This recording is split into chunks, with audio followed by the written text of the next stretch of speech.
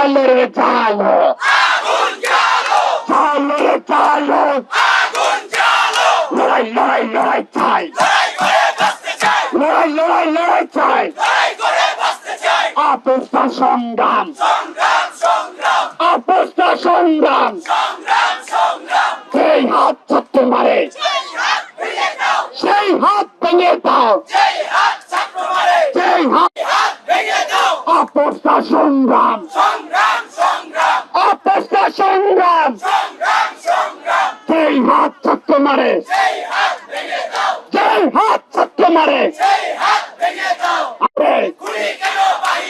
আমার ভাই কবরে সেই হাত ছাত্র মারে, সেই হাত সংগ্রাম, সংগ্রাম সংগ্রাম, লড়াই লড়াই লড়াই চাই, বাধা আসবে সেখানে, লাঠি দিয়ে আন্দোলন, গুলি দিয়ে আন্দোলন, বিশেষে আমাদের ছাত্র ভাইয়েরা আবার ডাক দিয়েছে। তাই যে সমস্ত বিবেকবান লোক এখনো ঘরে বসে ঘুমিয়ে আছেন, তাদের বিবেককে জাগ্রত করুন, নেমে আসুন রাজপথে। আজকে দেখে যান এই শিক্ষা চত্বরের সামনে তরুণের জোয়ার, এই জোয়ারকে কেউ দাবাতে পারবে না। স্বাধীনতা আসবে ইনশাআল্লাহ, ইনশাআল্লাহ।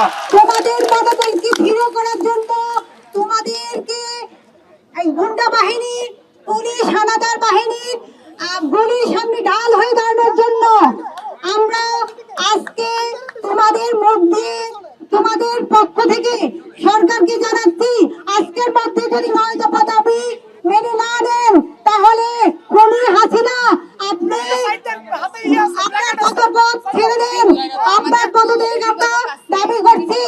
আপনি নির্লজ্জের মতো গণতন্ত্রকে হত্যা করে ভোটের রাতের অন্ধকারে ভোট কারচুপি করে ক্ষমতায় বেশি বসে আছেন। আপনার এই লজ্জিত মুখ, আপনার এই নির্লজ্জ মুখ আমরা দেখতে চাই না।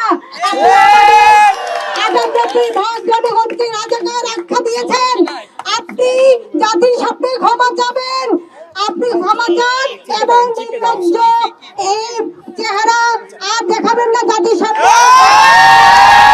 পদত্যাগ করেন, পদত্যাগ করেন। আমরা আপনার পদত্যাগ দেখা না পর্যন্ত এই ছাত্রদের পাশে রাজপথে থাকবো ইনশাআল্লাহ। আমাদের এই যে ছাত্র জনতার বিক্ষোভ সমাবেশ, সেখানে বক্তব্য রাখবেন আমাদের একজন শ্রদ্ধেয় অভিভাবক হচ্ছে, এবং তারা বলতেছে যে আমরা ছাত্রদের কোনো হয়রানি করতেছি না, কিন্তু তাদেরকেই ধরা হয়েছে। তারা কি পরীক্ষা দেওয়ার মতন মন মানসিকতা আছে? নাই। তারা আমরা পরীক্ষা দিব না, আমাদের ছেলেদের পরীক্ষা দিতে দিব না। আমি একজন মা, আমি ছেলেকে পড়াই এবং বুঝি ছেলের মন মানসিকতাটা এখন কি অবস্থা দাঁড়াইছে।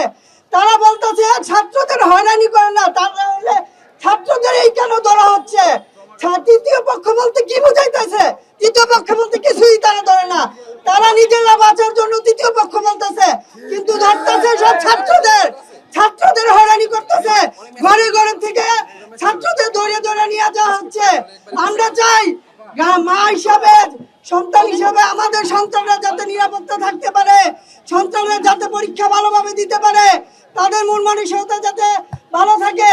আজকে ছাত্র আগামী দিনের ভবিষ্যৎ, তাদেরই যদি আমরা মেরে ফেলি, তাদেরই যদি ধরে নিয়ে মন মানসিকতা নষ্ট করে, কিসের দেশ, কিসের স্বাধীনতা?